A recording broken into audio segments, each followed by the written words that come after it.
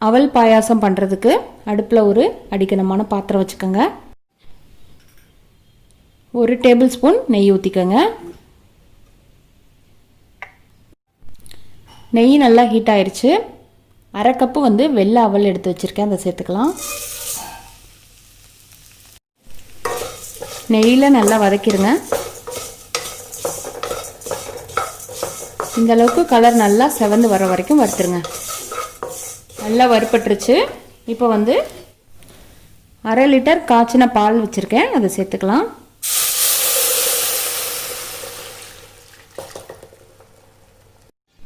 நல்லா கலந்து விட்டுடலாம்.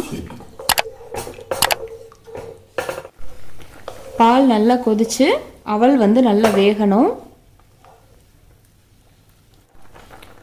5 ஸ்பூன் சர்க்கரை சேர்த்துக்கோங்க.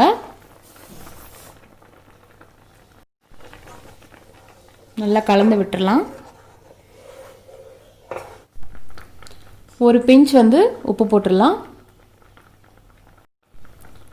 ஒரு பிஞ்ச் ஏலக்காய் தூள் போட்டுக்கோங்க. எல்லாம் சேர்த்தாச்சு. இப்போ நல்லா கொதிக்கட்டும்.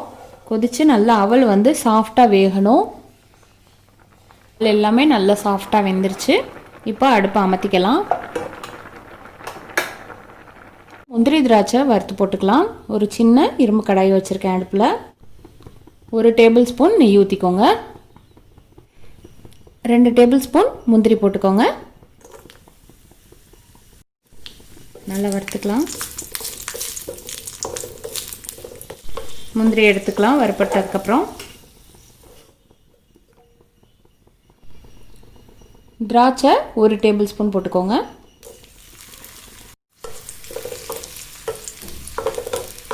வறுப்பட்டுருச்சு, இதை எடுத்துடலாம்.